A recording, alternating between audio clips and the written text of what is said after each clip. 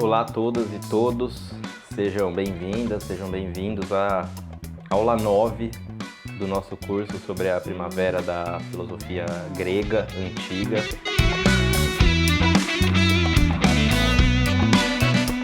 A gente está se encaminhando para o final, assim, é uma jornada e tanto essa que a gente está fazendo.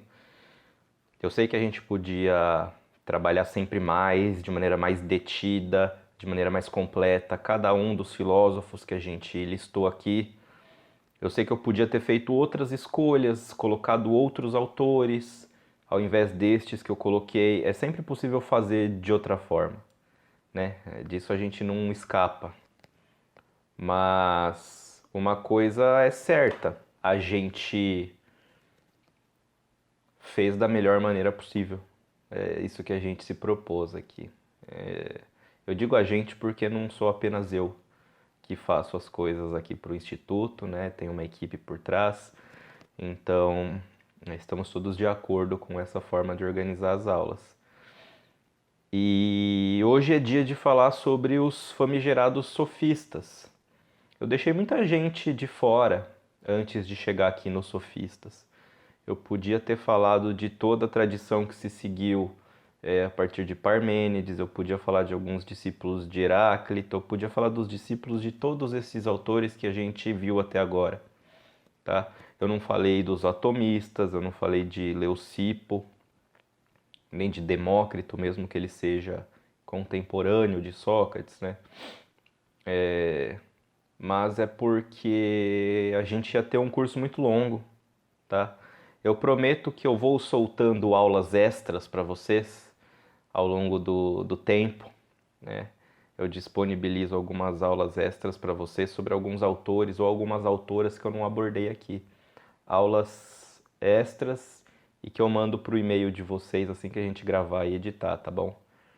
Mas são aulas extras fora do Simpla, a gente sobe no YouTube, manda via e-mail para vocês, só para enriquecer todo esse conteúdo que eu coloquei para vocês desde Tales, ou melhor dizendo, né, desde Homero, para que vocês tenham uma visão cada vez mais completa. Eu tenho listado uma bibliografia, como vocês podem ter percebido lá no programa do curso, na página do nosso curso. Tem uma bibliografia que é grande, mas ela não é exaustiva.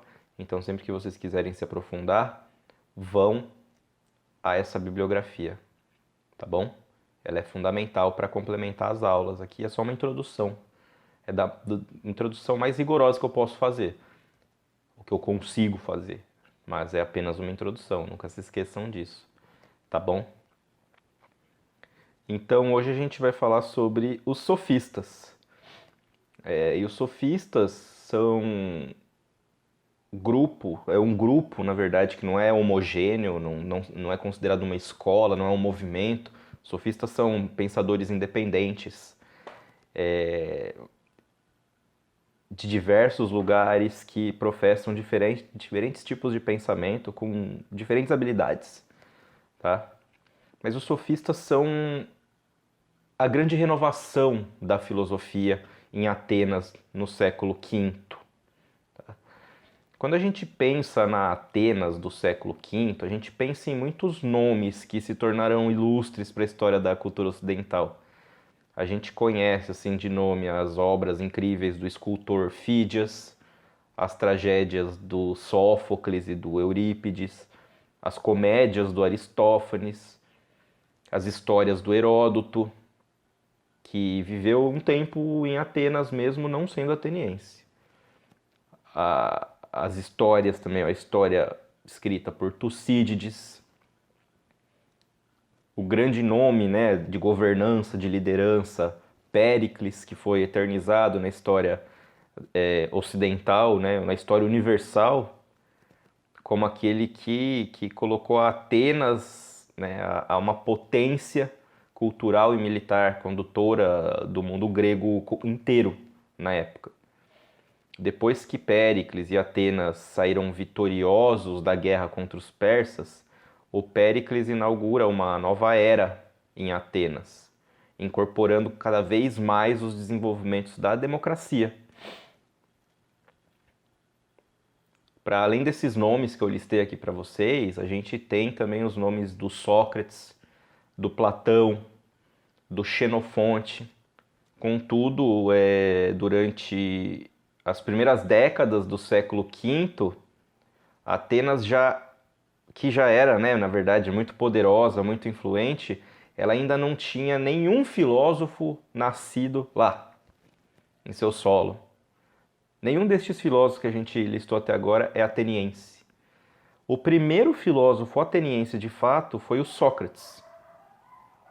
Contudo, né, a filosofia tinha sido feita, e muito bem feita, em Atenas, mesmo antes de Sócrates, e mesmo sem ser feita por atenienses. Estrangeiros, grandes nomes do pensamento, mas vindos de outras cidades, frequentavam Atenas e se tornaram extremamente conhecidos por lá. Isso quando Sócrates ainda era um adolescente. Esses intelectuais estrangeiros eram chamados de sofistas. E eles mudaram a própria forma de fazer filosofia, não só em Atenas, mas na Grécia como um todo. Os nomes dos sofistas ainda são desconhecidos pelo público geral, não pelo público especializado, pelo público geral que tem interesse em filosofia. Muitos nomes de muitos sofistas, que são muitos, ainda são muito desconhecidos. Inclusive pelas pessoas que não são acadêmicas, mas são interessadas em filosofia. Ignoram o nome de muitos sofistas. Hoje em dia, academicamente, né, aquela pecha criada sobre os sofistas, como se eles fossem enganadores, marqueteiros, falsos sábios, charlatães, essa pecha que vem como herança de Platão, Aristóteles e suas escolas, essa pecha já caiu bastante hoje. Ninguém a sério na universidade afirma esses clichês sobre os sofistas. Mas num público geral de interessados em filosofia, essa imagem ainda persiste. E ainda persiste em muito manual de filosofia, em muito livro didático, e muitas histórias da filosofia, inclusive. Mas o que é pior, né, o que é mais disseminado, é muito vídeo no YouTube, muito podcast, enfim. Então, apesar de academicamente a fama dos sofistas hoje em dia ser muito melhor, isso desde meados do século XIX, a imagem dos sofistas vem melhorando, é fato que hoje em dia, principalmente pela disseminação de muito conteúdo nas redes sociais, ainda permanece de maneira muito forte essa visão que é platônica, aristotélica dos sofistas. E a gente tem muito nome de sofista para falar. A gente pode falar do Protágoras, do Hípias, do Pródico, do Antífon, do Trasímaco, do Cállicles, do Crítias e muitos outros. Eu vou falar aqui apenas de um, o Protágoras. Eu ia falar de dois, eu ia falar de Protágoras e Górgias. Mas eu acho que não vai dar tempo aqui, eu tenho muita coisa para falar do Protágoras. Então, o Górgias vai ser uma dessas aulas extras que depois do lançamento desse curso eu preparo, eu monto e publico no YouTube para, caso vocês queiram saber mais, acessarem, tá bom? Mas eu vou falar só de Protágoras hoje em dia. Os sofistas, eles influenciaram de maneira muito radical a vida de Atenas, né? E Atenas já era a metrópolis, né? A polis, né? A cidade metro, a cidade central, né? Era o centro, era a polis central, era a metrópole da Grécia Antiga. E os sofistas influenciaram todo mundo que estudava na época. Todo mundo que escrevia, todo mundo que lia, todo mundo que queria estudar alguma coisa, era influenciado, direto ou indiretamente, pelos sofistas. Inclusive aquelas pessoas que eram críticas aos sofistas. Inclusive Platão, Aristóteles, inclusive Sócrates foi radicalmente influenciado pelos sofistas. O Protágoras, que vai ser o primeiro dos sofistas, né? O primeiro a se chamar de sofista, nessa nova tradição filosófica, no século V, em Atenas, ele tinha relação muito próxima com o Péricles, aquele grande governante ateniense, né? A figura de maior importância em Atenas no século V era Péricles. E o Protágoras tinha uma relação muito próxima. O Plutarco, né, um autor que é uma dessas fontes de quem a gente recebe esses relatos sobre os filósofos antigos, o Plutarco escreve que Péricles e Protágoras se engajaram em uma discussão que durou um dia inteiro sobre o problema da responsabilidade legal, só para exercitarem o discurso e o pensamento. Então eles não estavam brigando, eles estavam exercendo a capacidade de discutir. Não era uma discussão meramente técnica, puramente teórica, né? Não é apenas isso.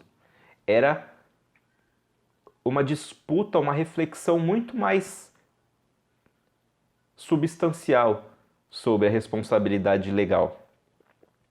A gente já pode observar que só nessa história o conceito de responsabilidade, nessas reflexões, nessas análises dos dois, e a natureza da lei já eram aventados filosoficamente.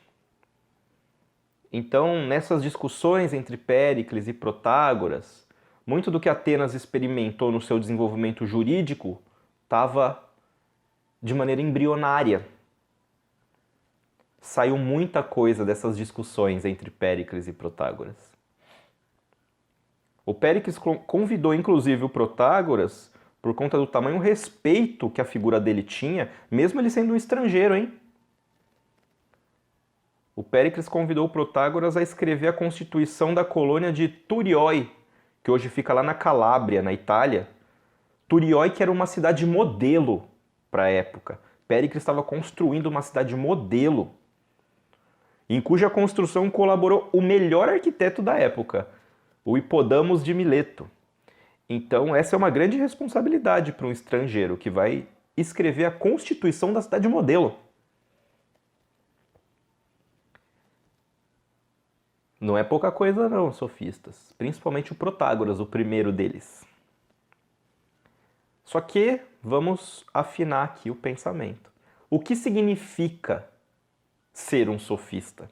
O que significa a palavra sofista? Ela vem de sofistês, derivado de Sofia,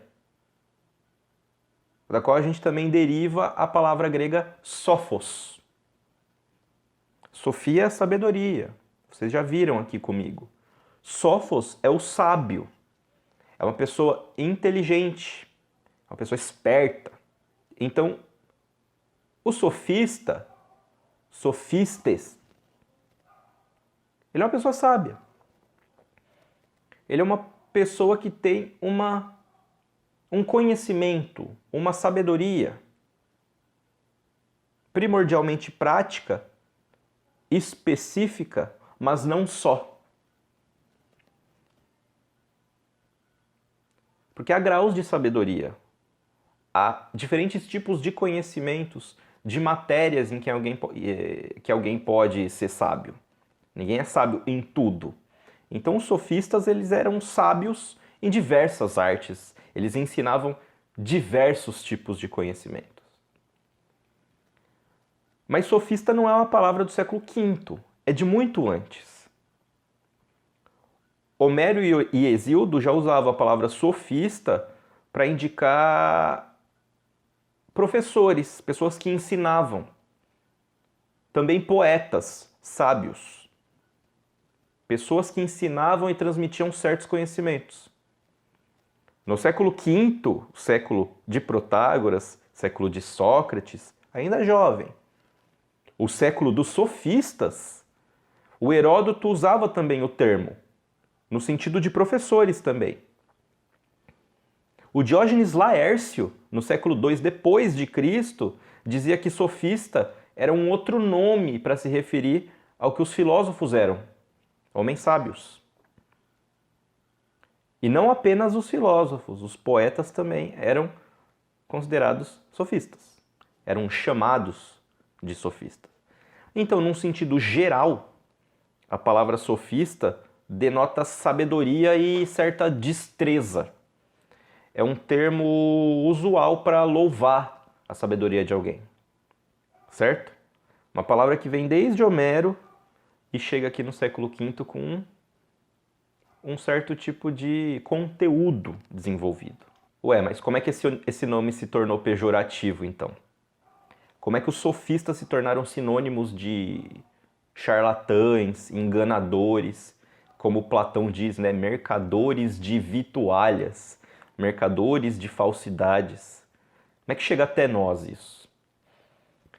Bom, a gente tem um sujeito contemporâneo no século XIX que transmitiu para muita gente essa visão dos sofistas.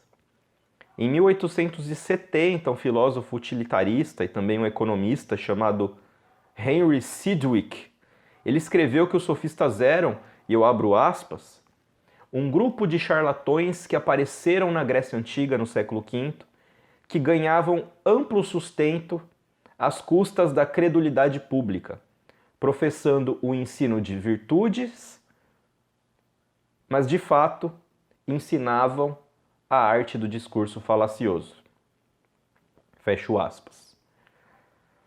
Então essa visão permeava, né, o imaginário, inclusive acadêmico, dos intelectuais que lidavam com a figura dos sofistas. Mas essa visão vem majoritariamente da tradição platônica e aristotélica. Praticamente toda a obra de Platão sobreviveu ao longo dos séculos. Ela foi lida, ela foi relida, ela foi reinterpretada e ela foi transmitida quase que majoritariamente na história da filosofia ocidental. Enquanto que o que sobrou dos sofistas foi muito pouco. Então tem a hegemonia aí de uma tradição que se manteve lida, interpretada e transmitida, Platão e Aristóteles. De Aristóteles não sobrou tudo, mas sobrou bastante coisa. Mas de Platão sobrou praticamente tudo que ele escreveu. E nisso estava uma visão muito crítica dos sofistas. Essa visão que o Sidgwick, no século XIX, escreveu. Charlatães. É claro que essa visão do Platão impregnou o imaginário comum sobre os sofistas. Porque dos sofistas a gente só recebeu fragmentos. Isso quando recebemos fragmentos. De Protágoras, por exemplo, sobrou muito pouco, apesar dele ser contemporâneo de Sócrates. E Platão viria a nascer muito pouco tempo depois. Mas de Platão e a tradição socrática sobrou quase tudo. Dos sofistas, quase nada. A história se dá, às vezes, de maneira quase sempre, se não sempre, né? Melhor dizendo, de maneira injusta. O Nietzsche, diferentemente do Sidgwick, 15 anos depois daquela opinião que ele escreveu, ele diz, contrário ao Sidgwick, que todo o avanço no conhecimento epistemológico e moral reabilitaram os sofistas. Um outro autor, o George Grote, um filósofo bastante respeitado, né, um grande intérprete da filosofia, ele promoveu também uma análise mais realista dos sofistas. Análise essa que veio reabilitando cada vez mais as suas figuras. Mas olha, demorou muito tempo, do século IV até o século XIX, a visão que imperou foi sofistas como charlatães, marqueteiros, vendedores de falsidades, mercadores de falsidades. Tem um diálogo do Platão chamado Sofista. E a personagem que é a grande interlocutora chama-se, não tem nome, né? Mas ela é intitulada de Estrangeiro de Eleia. Cidade do Parmênides, lembram? Esse estrangeiro de Eleia aceita, né, que a palavra sofista é difícil de definir. E ele vai dizendo muitas coisas. Sofista é aquele que pede pagamentos em dinheiro, é um animador, tipo um animador de palco, sabe? Um bobo, um malabarista. Ele é um imitador da realidade. E esse estrangeiro de Eleia diz, né? É uma classificação meio desconcertante. É difícil localizar o sentido do que é um sofista. Só que mesmo a partir de Platão, a gente pode saber que os sofistas eram majoritariamente estrangeiros, eram gregos, mas não eram atenienses, eram professores itinerantes e independentes, e eles viajavam de cidade em cidade, trabalhando muito por conta dessa nova demanda política e social por uma educação nessa Atenas que estava voando política e intelectualmente. Então, mesmo a partir de seus detratores, a gente tem uma ideia que a época fazia, né? Então a gente pode juntar os vários testemunhos e saber. Um sofista no século V era um professor itinerante, majoritariamente estrangeiro, que cobrava pelas aulas, certo? E eram muito requisitados por conta dessa nova circunstância que se colocava na Atenas da época. Vocês lembram que eu falei, né? Por conta desse desenvolvimento da linguagem, dessas novas circunstâncias, por conta das relações mercantis feitas pelas colônias gregas, né? Primeiro na Jônia, depois foi se espalhando. Tudo isso foi construindo uma forma de se organizar social, politicamente. Constituíram-se as polis, constituíram os debates na praça pública, constituiu-se a ágora, que era este local em que os cidadãos iam para debater as ideias referentes ao desenvolvimento da cidade, né? A instituição de políticas para o bem comum da cidade. Então, é claro que quem dominava a palavra, quem dominava os conhecimentos, quem era considerado mais sábio, era mais ouvido na ágora. Tinha a capacidade de desenvolver melhores argumentos e tinha a capacidade de se impor politicamente sobre os outros cidadãos. Então é óbvio que alguém que ensina diversos conhecimentos, inclusive o conhecimento sobre a linguagem, como falar melhor, como discursar melhor, é óbvio que esses professores iam fazer muito sucesso, porque era uma demanda por uma educação que era relegada a uma certa aristocracia, a uma certa nobreza, inclusive em Atenas. O professor Werner Jäger, né, um grande teórico, uma grande referência ao estudo não só do pensamento grego antigo, mas ao estudo da educação na Grécia Antiga, o Werner Jäger escreve o seguinte, abro aspas: a nova sociedade civil e urbana tinha uma grande desvantagem em relação à aristocracia, porque embora possuísse um ideal de homem e cidadão, e o julgasse, em princípio, muito superior ao da nobreza, carecia de um sistema superior de educação para atingir aquele ideal.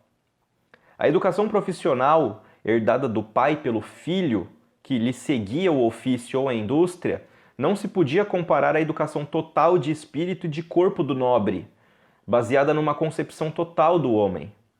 Cedo se fez sentir a necessidade de uma nova educação capaz de satisfazer os ideais do homem da polis. Fecho aspas. O Jäger escreve numa obra chamada Paideia, que significa a formação, né? A formação do cidadão, da pessoa grega. Então o Jäger está dizendo aqui, essa nova condição de cidadania, né?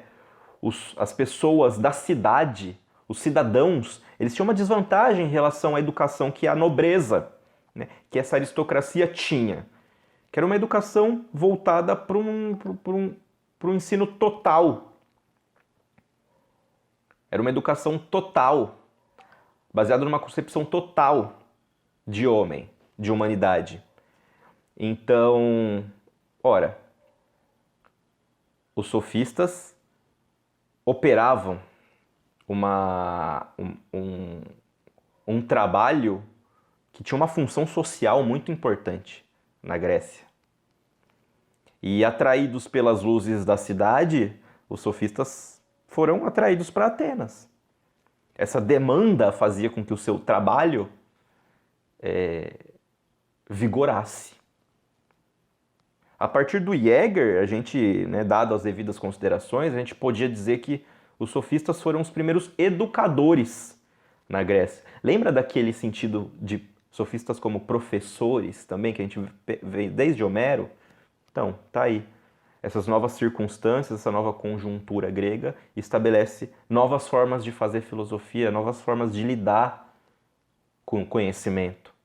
Formas essas que foram instituídas pelos sofistas. Fizeram uma revolução. Alguns chamam da época da Ilustração, né? Do iluminismo grego. Né? Esse humanismo, esse respiro de cultura, de intelectualidade que os sofistas trouxeram para Atenas. Não é pouca coisa falar que o século V, o século dos sofistas, é o período do iluminismo, né? Análogo ao iluminismo aqui no Ocidente, o século XVIII, né? Essa difusão de saberes, de diversos conhecimentos. Não é pouca coisa. E esses sofistas eram de diversas espécies, diversos tipos. Eles eram generalistas do saber. E olha, diferente dos filósofos que a gente viu antes, né, de Tales a Parmênides, muito diferente desses, os sofistas eram esses generalistas do saber. Porque esses filósofos anteriores, eles tinham a função, né, de ensinar suas próprias doutrinas. Eles refletiam, construíram as suas próprias doutrinas e as transmitiam.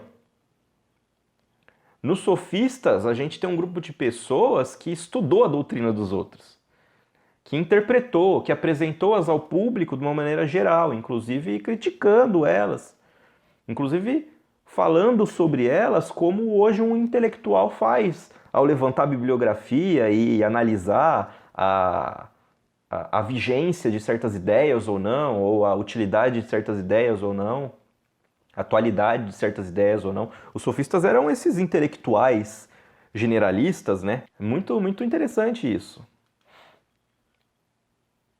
E o que é mais interessante, apesar do Platão sempre detestar os sofistas porque eles cobram pelo ensino, eles cobravam preços variados de acordo com as possibilidades dos clientes. Então, quem era mais rico pagava mais, quem era pobre pagava menos. Isso quando eles não davam aulas públicas gratuitas. Então, era bem democrático. O conhecimento agora não estava em posse apenas dos nobres, apenas de uma certa aristocracia. Agora o conhecimento está acessível a todo cidadão grego. Desde que paguem, é claro. Mas se puder pagar pouco, não tem problema. Pague pouco. Essa nova figura da filosofia estabelece uma outra forma de refletir sobre os problemas. Não era agora pela mão dos sofistas ou pela fala dos sofistas, pelos discursos dos sofistas, não era agora mais o problema da ordem, da harmonia ou dos fundamentos do universo que eram ensinados, investigados. Era apresentado para os alunos de tudo um pouco. Tinha um currículo. Dependendo do sofista, era ensinado astronomia, matemática, história, gramática, poesia, filosofia, mas também artes técnicas, artesanais, construção de barcos, de esculturas, de sapatos. Tudo isso era com vista a aprimorar o discurso. Porque quanto mais se conhece, quanto mais se sabe, mesmo que seja de maneira geral, mais conteúdo se tem para elaborar discursos, para construir argumentos, para enriquecer a reflexão. O grande problema filosófico dos sofistas, então, passa a ser não a ordem das coisas, nem o pressuposto das coisas, nem o fato de ser das coisas. O grande problema são os discursos e as leis que os sustentam. É a linguagem. Na Atenas da época, né, eu acho que melhor dizendo, na Grécia da época, era preciso cada vez mais apresentar as próprias ideias. sustentá-las bem. Para grande parte desses sofistas, não existe a verdade das coisas, a essência das coisas, por trás das coisas. Não há a verdade, mas é a performatividade do próprio discurso que cria, nas suas circunstâncias, a verdade das coisas. A verdade como performance. Muito contemporânea essa visão. Século XXI, muito contemporânea essa visão. Cada pessoa é o critério de verdade das coisas. Os discursos possibilitam o aparecimento dessas verdades. Então a verdade é discursiva, ela não é absoluta.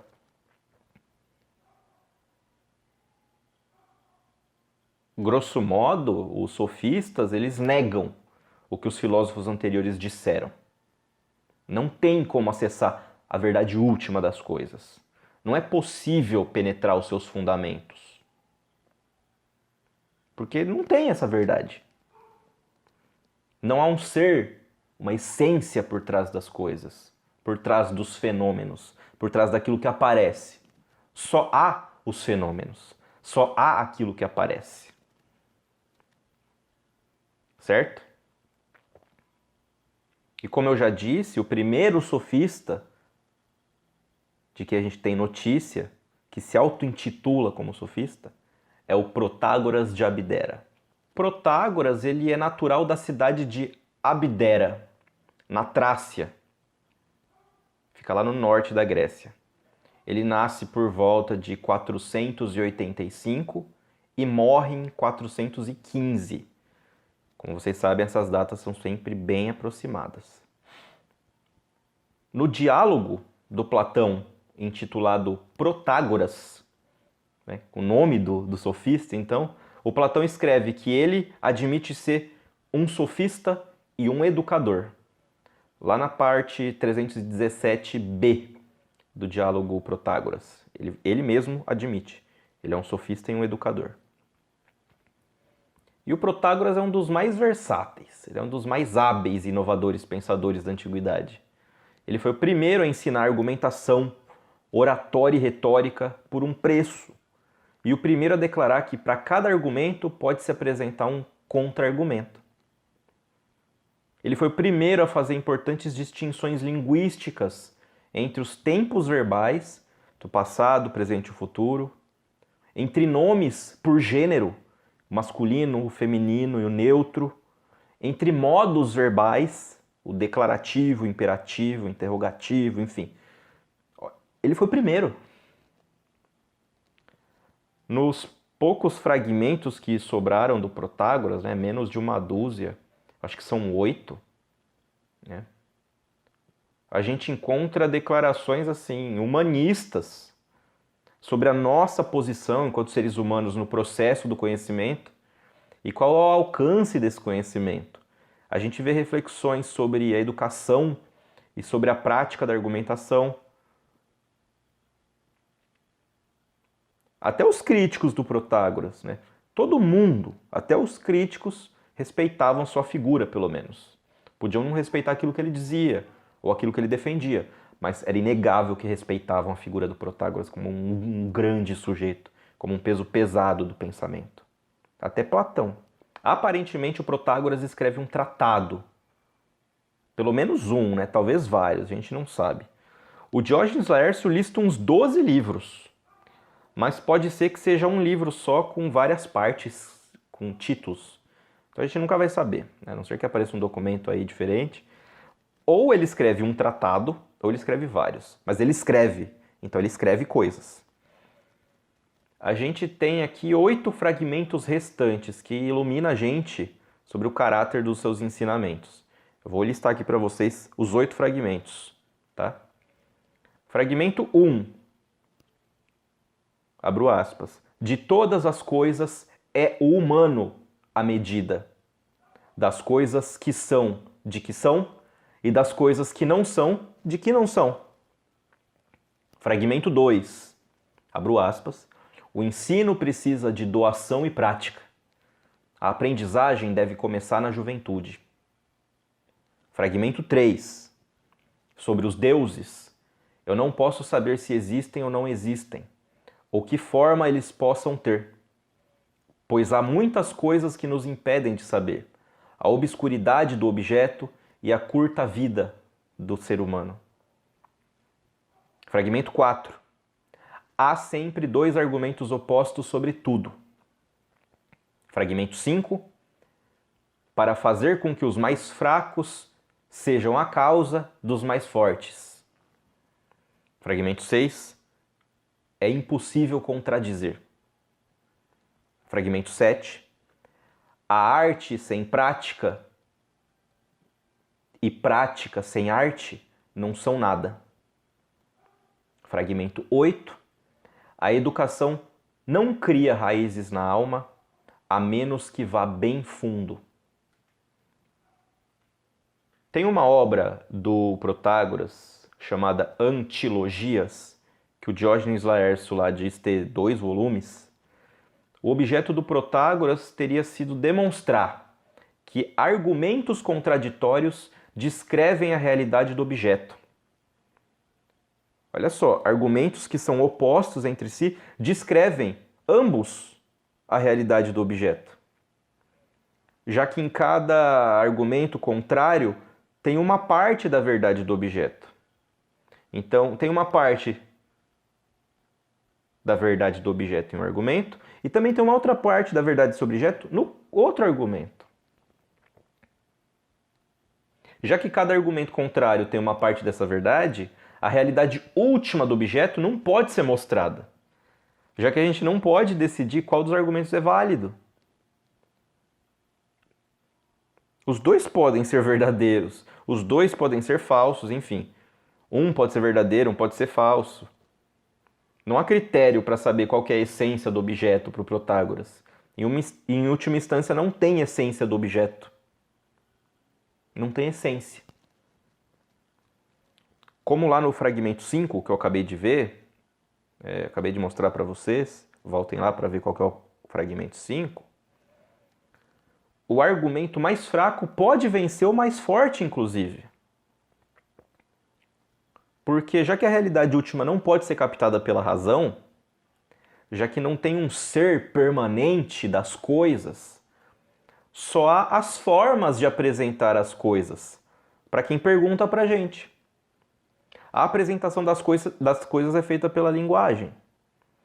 Então, se o argumento mais fraco for apresentado da maneira mais sedutora e atraente, ele pode se impor sobre o outro, mais forte, talvez mais próximo da realidade, mas apresentado de maneira menos sedutora.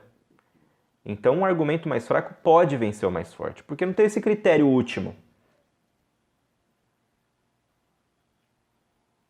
Muito louco, né? Dizem, né, a tradição diz que em um desses tratados, chamado de A Verdade, Protágoras começa. E eles falam, né, que de fato começa assim o tratado sobre a verdade. Abro aspas. De todas as coisas é o humano a medida, das coisas que são de que são e das coisas que não são de que não são. Esse é o fragmento 1 que eu li agora há pouco. Ele começa um tratado chamado A Verdade. Eu vou colocar aqui em grego para vocês. Panton crematon metron estin anthropos. Ton men onton hos ouc estin. Eu não sei se eu pronunciei direito, mas essa é a frase em grego, tá aí para vocês. Por quê? Para vocês verem as palavras que estão sendo usadas. Porque a linguagem é muito importante para o Protágoras. Então o Protágoras ele não acreditava, a partir deste fragmento, que havia um ser último das coisas. Um fundamento captável pela razão e transmissível racionalmente. Aí nessa frase, o humano, cada humano é o critério de cada coisa. Ou seja, o conhecimento que a gente tem das coisas passa necessariamente pela forma como as apreendemos subjetivamente. Vocês veem lá no grego, o Protágoras não usa ta onta, como a gente viu nas outras aulas, né? Tá onta para falar de todas as coisas. Mas ele usa a palavra crema. Crema é uma forma de falar das coisas, só que é uma forma mais concreta. A gente podia traduzir por assuntos, tópicos, temas, negócios humanos. Não à toa, a crematística, conceitualizada pelo Aristóteles, visa um certo tipo de saber que é usado para maximizar os ganhos financeiros. A crematística tem uma visão econômica da parada aí. Crema é negócio, é coisas, mas coisas nesse sentido. Tópicos, assuntos, negócios humanos. Ou seja, o valor das coisas, nesse sentido, é dado pelos humanos. Cada um deles. Cada um deles ou por toda a humanidade. Aí tem uma ambiguidade na sentença do Protágoras. Parece ser proposital. Que lá ele usa antropos. Antropos a gente traduz por homem, ou neutro. Humano, humanidade.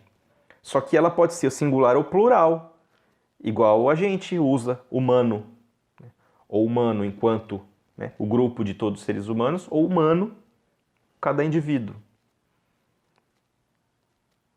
Se o Protágoras está falando de humano de uma maneira genérica, então a sua tese humanista é genérica.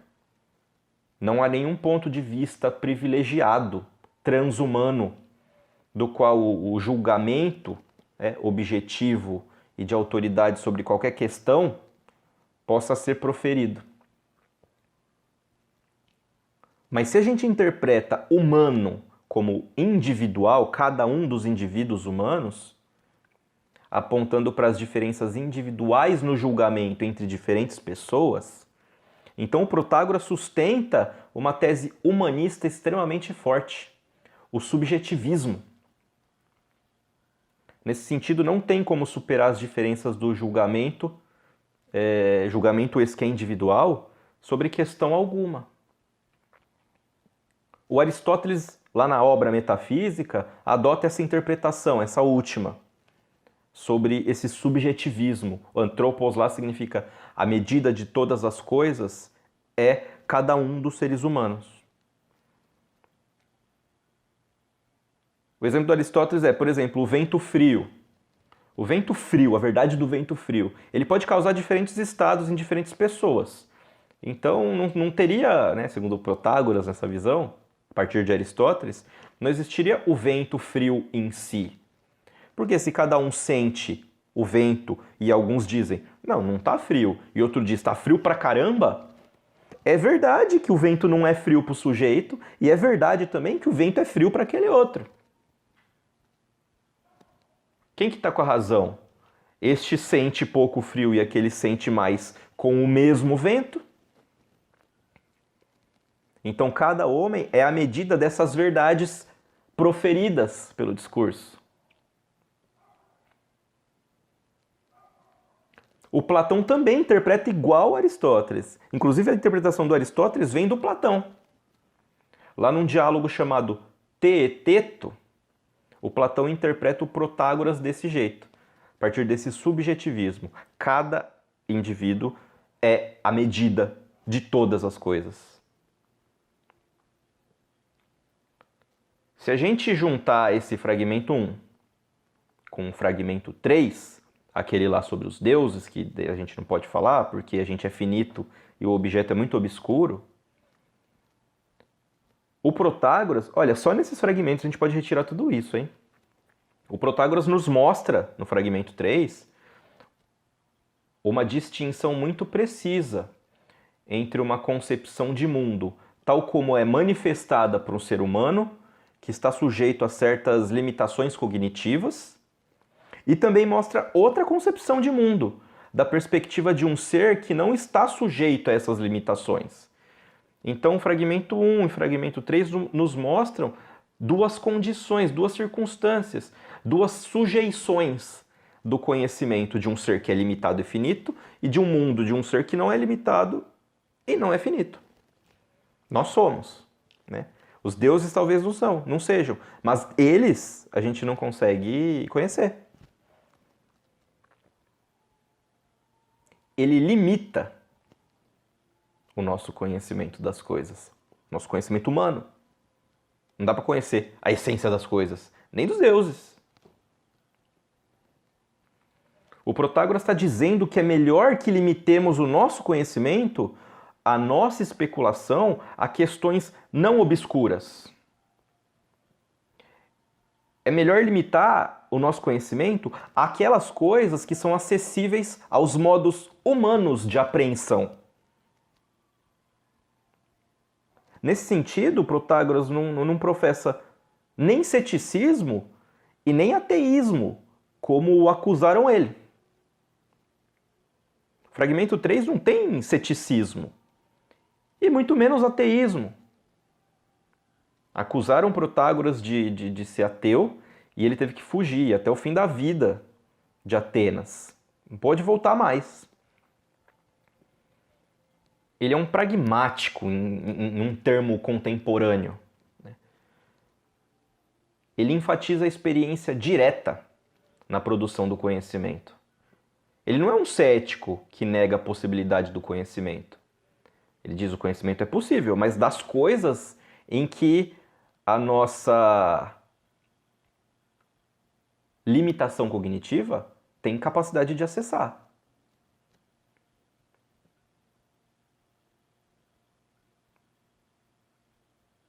Tudo bem? Ele limita aos sentidos a possibilidade do conhecimento.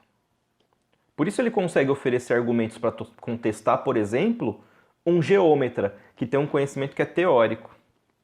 Porque a teorização não resiste à experiência. Segundo Protágoras, é claro, né? Como a gente viu lá no fragmento 4, ele diz que qualquer questão pode ser contestada por um argumento oposto. A gente vai ver na aula 10 o Sócrates, mas aqui a gente deve ter um contraste enorme entre o Protágoras e o Sócrates. Para Sócrates, é possível atingir uma contradição. E nas refutações que ele dirige aos interlocutores, ele visa limpar o terreno pela contradição para atingir a verdade das coisas. Para Protágoras, não. Já que não há padrão, não tem critério de avaliação sobre o que seria a verdade final sobre um assunto. O fragmento 6, voltem lá no fragmento 6, diz que a contradição é impossível.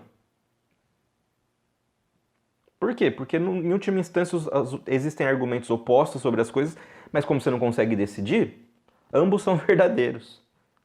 Ou ambos são falsos. Para Sócrates, a contradição é crucial. É dela que a gente limpa o terreno. Chegando numa contradição, vamos começar de novo. Porque ele tem um critério de definição. O Protágoras não. A contradição não é possível.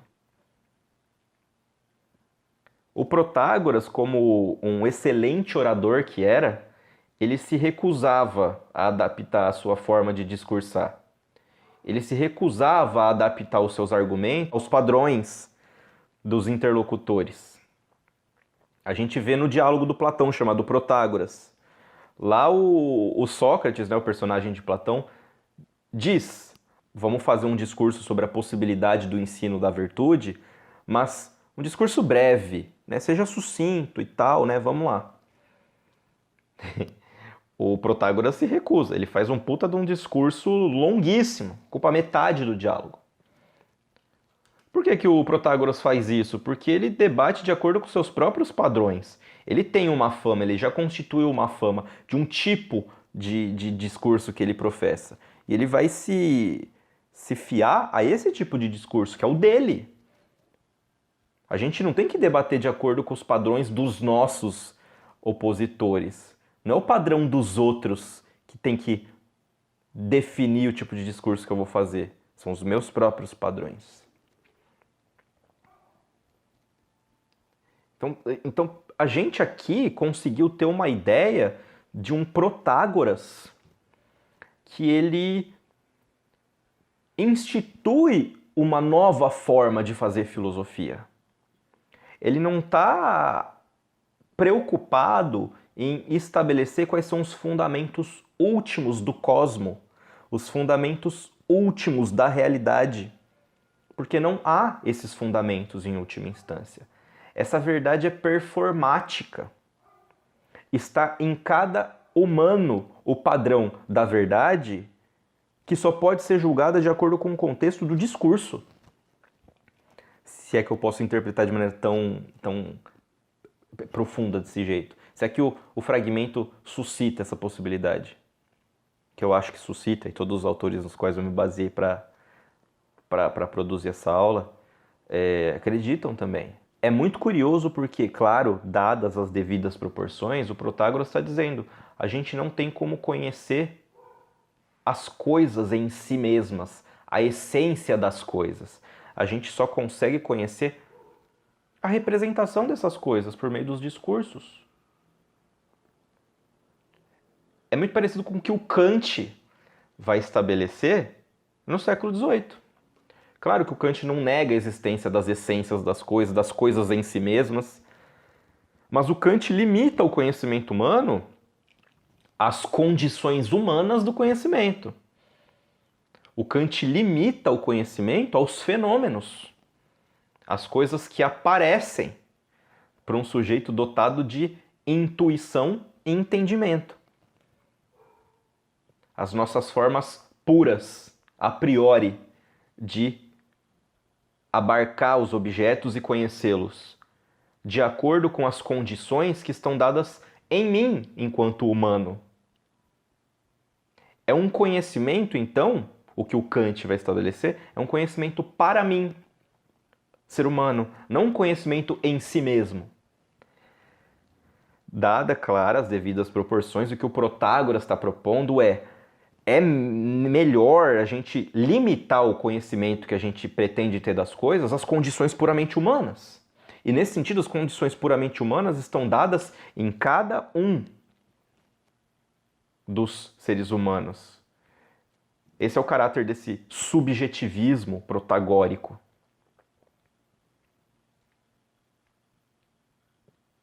É muito louco isso.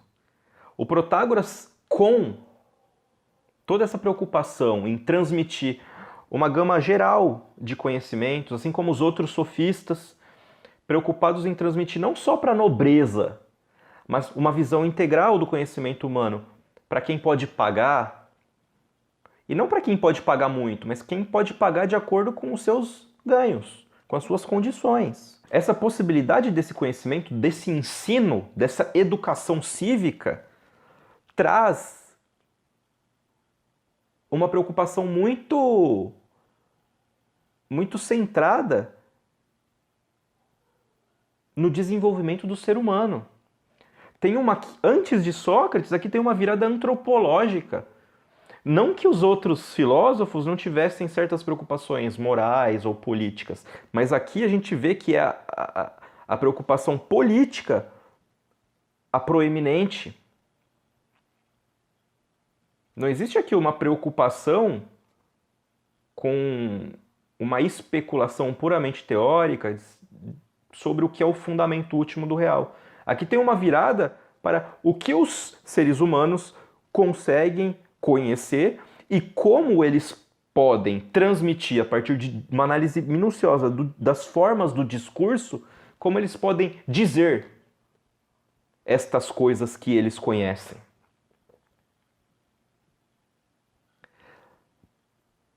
Alguns séculos depois, o Aristóteles vai dizer, claro, o ser se diz de muitas formas, ou seja, há modos de dizer as diferentes formas do ser. Aqui não tem ser, mas aqui o Protágoras está dizendo, há diferentes modos, há diferentes formas discursivas de se apresentar a verdade subjetiva dos fenômenos. E eu só conheço a verdade de cada ser humano se eles apresentarem-nas. Eu só posso saber se aquele vento frio é frio para A ou para B se estes me disserem. é a importância da palavra e do discurso, que não visa a verdade em si, mas a construção das condições para a verdade no discurso. E se essa verdade vai ser aceita, se essa verdade vai ser sedutora, se ela vai convencer, se ela vai persuadir. E não precisa ser a que tem as melhores razões, mas a que tem a melhor apresentação. Só que como eu faço para construir discurso sobre os objetos? Eu tenho que estudar. O Protágoras colocou lá num dos fragmentos que a gente precisa estudar desde a juventude. Porque as coisas não se enraizam na alma senão às custas de muito estudo, de muito esforço. Olha as lições, né, de estudo, de busca pela educação da juventude da maneira mais geral possível, a partir do estudo, do empenho, para que estas pessoas possam, em público, sustentar posições, sustentar suas opiniões. Elas não dependem mais da doutrina dogmática dos sábios da cidade,